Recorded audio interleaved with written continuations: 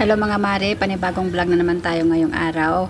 Umpisahan natin sa pagtutupi ng ating mga tupiin. Yan ay umaga, mga 7 a.m. Nag-umpisa na ako magtupi ng mga tupiin natin. Para pagkatapos niyan ay maglinis tayo dahil ilang araw akong hindi nakapaglinis, 2 yata. Hindi ako nakapaglinis sa tindahan at dito sa loob. So kailangan na talaga natin maglinis. Kaya yung video natin ngayon ay linis serye tayo mga mare. Kailangan talaga natin isingit talaga ang paglilinis ng ating bahay kasi pag napabayaan natin, kakapalang alikabok. Lalo dito sa amin na nasa tabi kami ng kalsada. So samahan niyo ako mga mare sa paglilinis ng aming bahay at ng aming tindahan.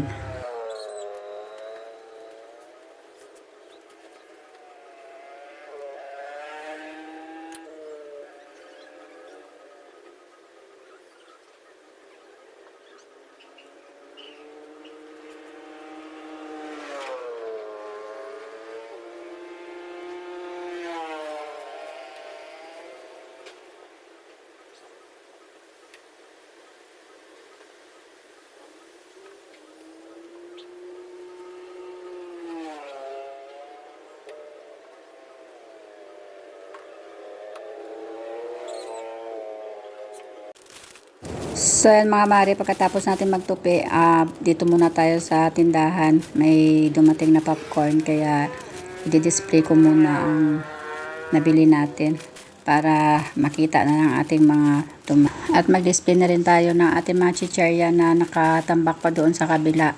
Ang daming nagkakamali na dalawang may-ari ng aming tindahan kasi dalawa yung parang bintana, alam nyo yun, yung pinaka natin, yung pinakabilihan, dalawa kasi yung una na yan ay unang pinagawa tapos nagdugtong lang kami dito, yung terrace namin ay ginawa namin tindahan kasi nga masikip din dyan sa kabila. So minsan may bibili dito sa amin tapos sasabihin ko ay wala, dyan sa kabila mayroon, kala nila iba yung may-ari, di ba?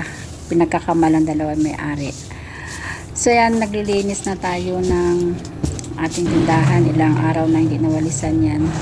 Minsan kasi dumadaan din si Juan Tamad dito sa amin. Kaya yan, napabayaan yung ating tindahan na hindi nalinis.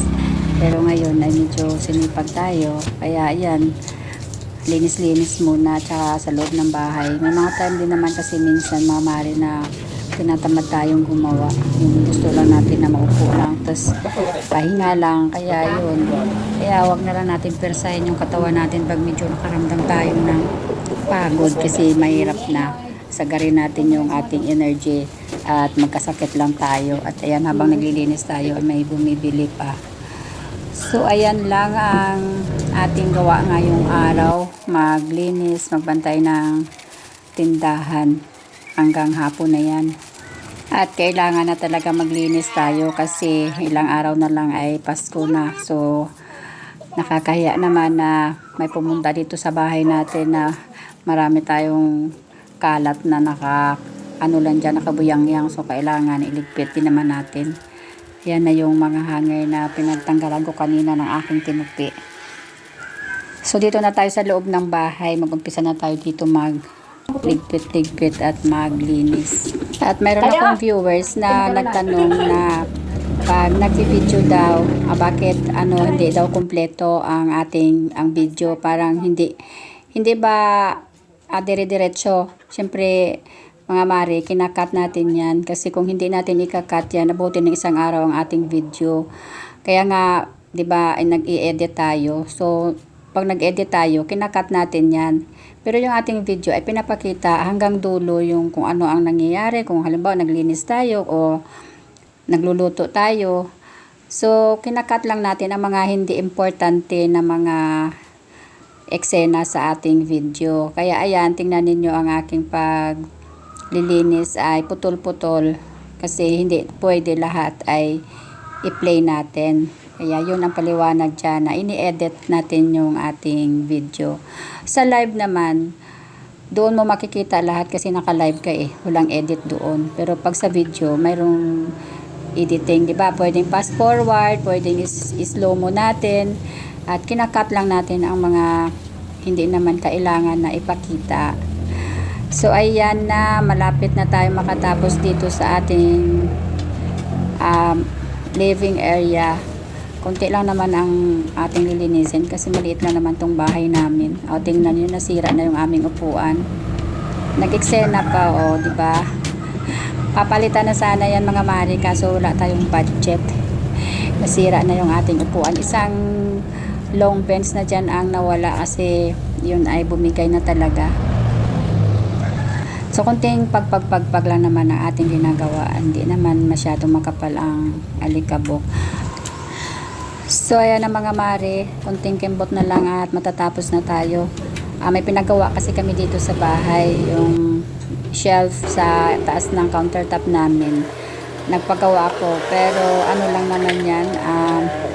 Lagyan ko lang ng mga display. Kasi gusto ko yung yung kitchen ko na mayroong mga green. Parang alam nyo yung mga fake plant na nabibili natin sa Shopee. Gusto ko may shelf kasi maglagay ako ng mga ganyan kasi maganda sa mata. Parang nakaka-refresh pag may makikita tayong green sa bahay natin. Pag may konting ipon ay isisingit natin yung pagpapagawa ng bahay.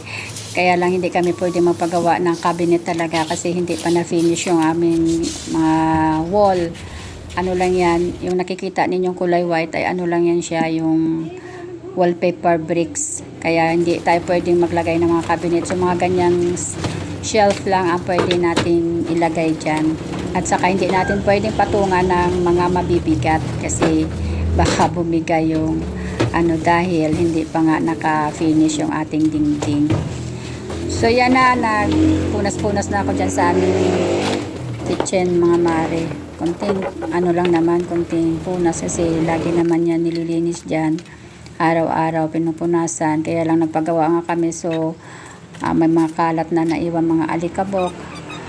At hindi pa natin na linis na maigi. So konting arrange na lang yan at matatapos na tayo.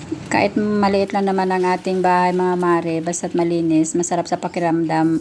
Masarap tumira sa bahay na malinis kasi maaliwalas yung pakiramdam natin pag wala tayong kalat na nakikita.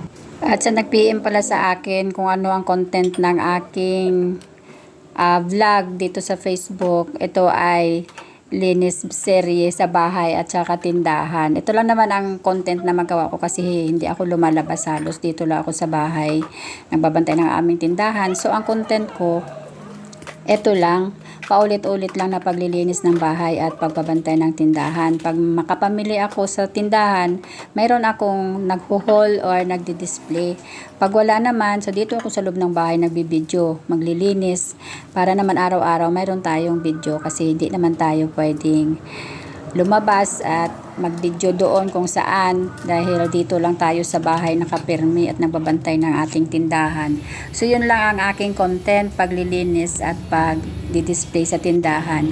At ayan na mga mare, tapos na akong maglinis. At ayan na, malinis na ang ating kusina. Thank you for watching and God bless inyong lahat.